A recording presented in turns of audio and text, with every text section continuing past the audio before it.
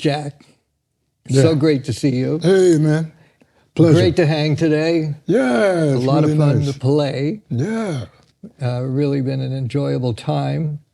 We're here in upstate New York filming some videos Yeah, right. for the SONOR's 150th anniversary. That's a long time, man. Pretty serious. Yeah. So we have been with SONOR quite a long time. Mm-hmm. You're the endorser that's been with the company the longest, and I'm the new guy. So yeah, from what we researched, you started in 1972. Yeah, about 72. And I think the thing that drew me to Sonors was the sound that they had, and it was uniquely different from the other companies, other drums around. It had its own, they had its own vibe. Absolutely. And it was a vibe that, I could really work with.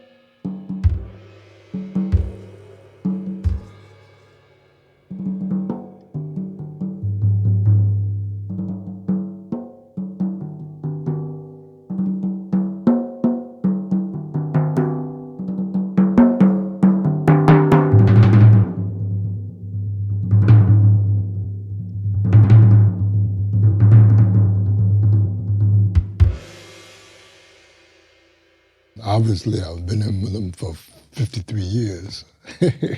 Hard to imagine. That's right. But it's I've a long been time. through all the changes in the, shall we say, in the drum manufacturing process. Yes. Where things have changed. One good person I remember was Carl Heinz Menzel. Right. And he was like a good artist relations person, to get things done. Yes. And we would talk about different changes, innovations on the instrument. And what was it? The drums went through a lot of, shall we say, incarnations. That's right. Yes. And actually, they were real lightweight when they first started. They weren't. Okay, so you're saying like your early kit My early kit in the early 70s, they weren't like the super heavy kits that they became a little while after that. Yeah, they were, easy to maneuver. Right. And somewhere on the line, like a horse link decided that the drums need to be stronger. Right. Strong, he said that. It's a strong instrument made well, to last. And they do last to me. Absolutely, yeah. But there was, a lot of guys were talking about how heavy they were and what a challenge it was to move around, especially the trap case. Right. And there's a story about Daniel Humer, who was somewhere with a horse, and he had this kid. He had a trap case, Yeah. with all the hardware in it. And, he said this to a horse. He said, man, you got to make light or heavyweight, And the horse said, well, no, these makes the strongest and durable, hardware. And so, so Daniel said, okay, pick this trap case up. And the horse was like, Exactly. And so I think that moved the company in another direction. It took them a little while Yes. to get that together, but The highlights and the highlight exclusive when they Mm-hmm. actually made some hardware that was a lot lighter, a little friendlier on the back yeah. to lug it around. Yeah, I mean, then they went through a series of incarnations. They had the Babinga wood set Yes, yeah. with extra long tom-toms. You can tell the I story used- about I mean, what I it was used- when you used it. Yeah, I used a set like that in Journey for a couple of years. Just to go back, like one of the reasons that I ended up playing Sonor, and I started in 1977, Oh, okay. and it's because of you, because of like hearing you on so many of the great recordings you were making, especially on the ECM label. An album that comes to mind is the John Abercrombie Timeless album, which is one of my favorite records. Yeah, me too. Beautiful playing, and I knew you were playing SONOR Drums, and there were so many albums you were making at that time, like the Infinite Search, Miroslav Mitus, and it just incredible playing, and I was excited by that sound. And when I was touring with Jean-Luc Ponty in 1976, I had a small jazz kit, and he wanted me to get a big double bass kit. And I thought, I'm going to get a SONOR kit. And that's when I first met Charles Alden, who at that time, he was the U.S. distributor of SONOR Drums. So January 77, I went to the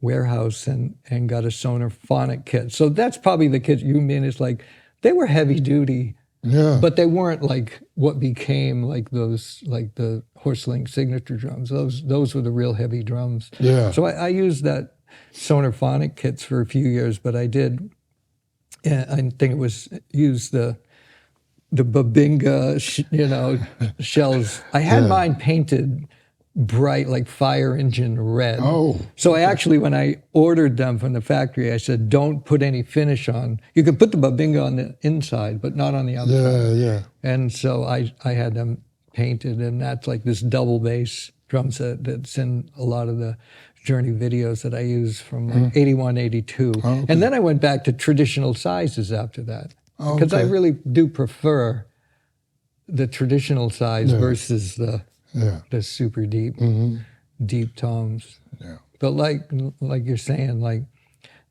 all kinds of changes in the various wood construction. Yeah. They were beech wood at first, and then they started to offer maple and birch and different variations. So that's been interesting to follow all that. Well, okay, let's say what we're both talking about while we stay with Sonor was the quality of the instruments That's right. and their ability to welcome change and input from the endorsees. That's right. Yes. Move on that. Yeah. And the story I wanted to tell that we were talking about before is I think it was the SONOR highlight kit, or was it the black and copper one? Yeah, highlight and then highlight exclusive. That was with the copper. It was called the highlight exclusive. Okay. Yeah. Well, the story is about how that came about. Yeah. The black and copper set, and then they also did other colors with that copper finish, like Will Calhoun had a yellow kit.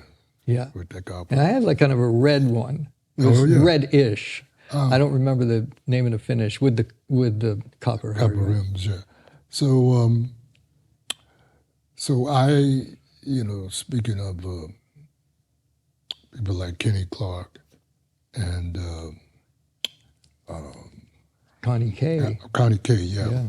And I used to go see, you know, on tour, you'd have day off and go see and hear the Modern Jazz Quartet. Yeah. With Connie, he made his own place in that group. Mm-hmm. And she had little bells and timpanis. And I noticed he had this very classy-looking black and copper set, which I think was just made exclusively for him. Okay. And I was really fascinated by that, you know. And then I said to Carl one day, I said, man, you remember Connie Kay used to play a black and copper set with timpanis, 2 timpani drums, you know, on the right side. And you know, Carl said, oh, yeah, I remember that. And I said, man, why don't you bring that back, you know? And, oh, no, we won't be doing that, you know. And a year later, they came out. There it is.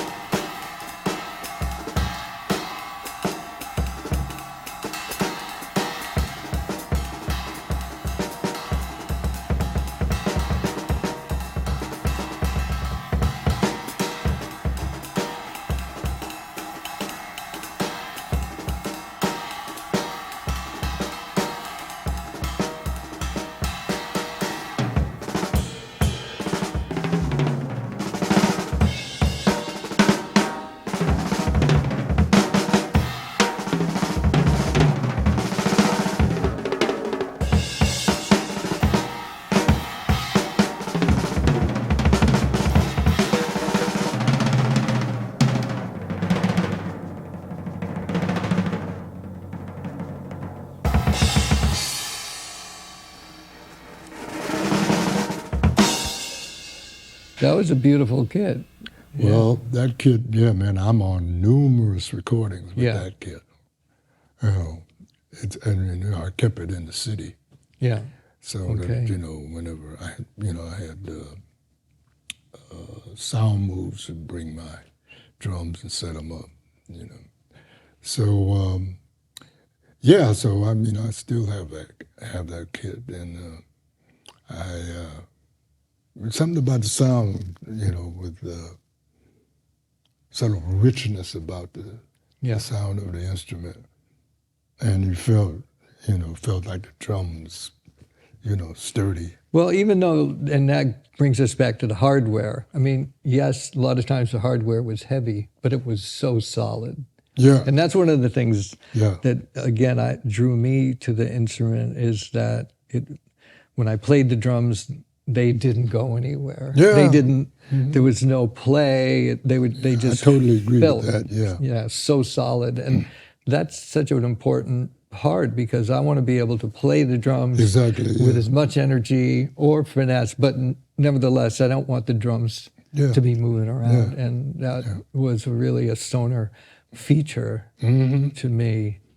And then as I started touring a lot with my own groups and touring as a sideman with different groups in Europe, it was pretty easy to get the drums. Yeah. With the factory being in Germany. And they were in a lot of the studios. I think you kept your kits in the studio Couple studios, in Norway. Yeah. And in Germany too. And so, you know, it was great because you have to worry about what kind of setup I'm going to play. Right. And, you know, to their credit, SONOR was really good with that. And then I think it was Korg. You remember Korg? Korg was the U.S. distributor for a little while. Right, for a little while. But, and I forgot the guy's name I dealt with.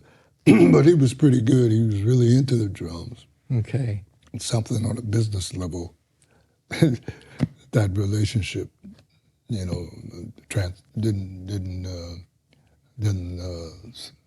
stay with Korg. And then who else took over the distribution? Well, there was a company, HSS, Honor Sonor Sabian. That was right, and that's, I mean, just, you know, so we can let people know about the history that may not know. So SONOR was around like 100 years before we came along. Yeah.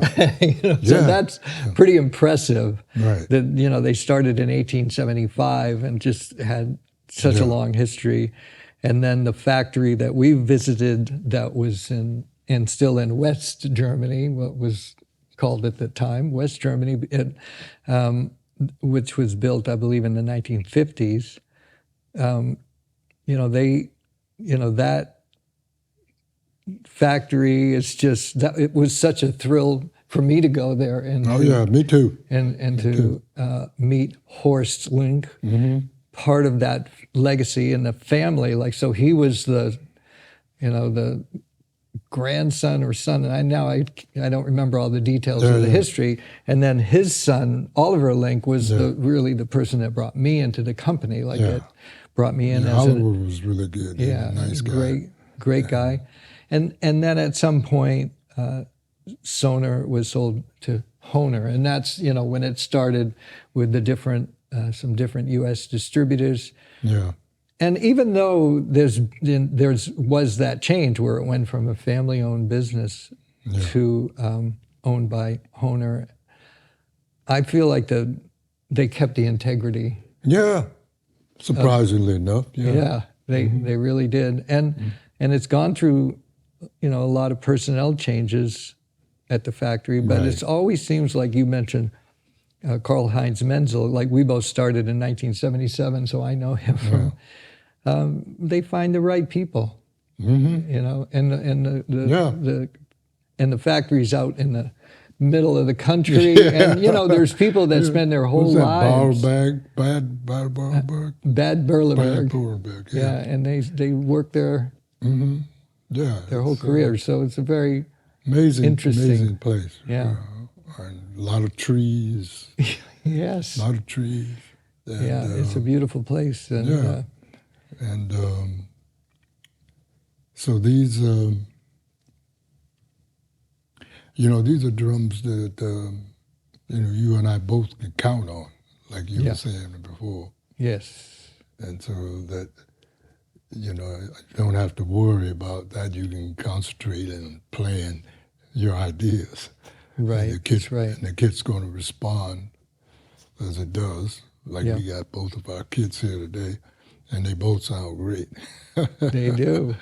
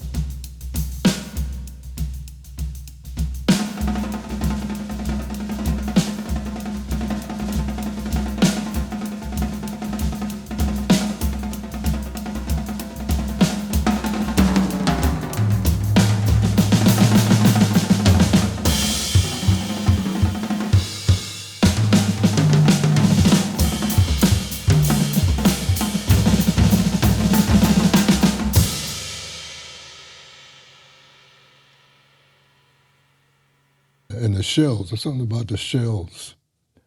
Yeah, the construction, which I'm no expert in it, but I know that they're really fantastic. How they put them together. Yeah. And and I have some drums that I still have a kit from like the mid '70s. Before I was an endorser, I had this little jazz kit, 18-inch bass drum, one rack tom, one floor tom that I still have at home that I love to play on, and still sounds great, and it's in perfect shape.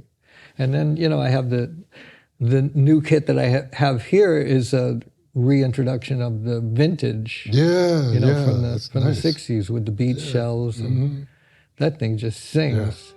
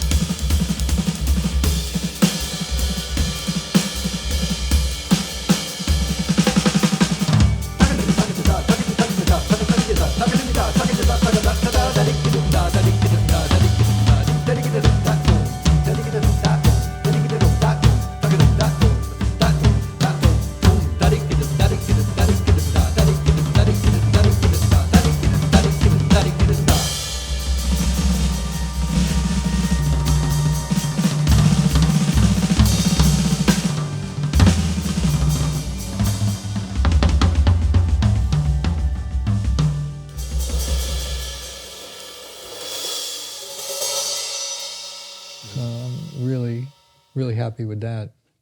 And you still have your designer kit. You know? Yeah, I'm playing the designer kit, yeah.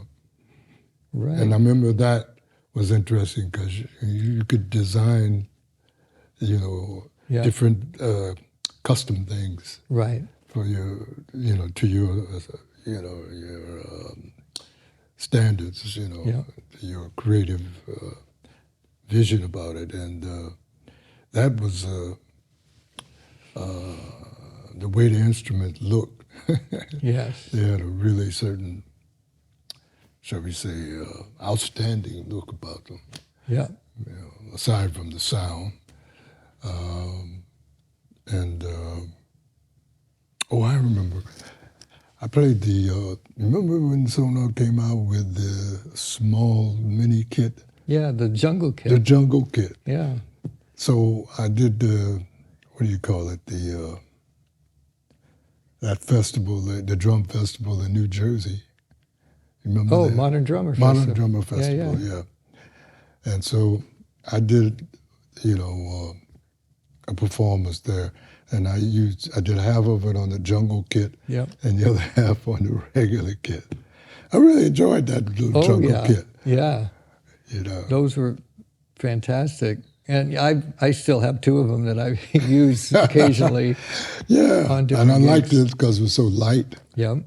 But it was durable, it was stood Yeah. up. It had this little snare drum. Right, drum. like a little tambourine drum. Yeah, yeah. Right, those were fun. So, yeah, this is one of the... The bass drum was a 16-inch floor tom. Right. Turned on its side with little lifters. Yeah. I still have that, too. Yeah.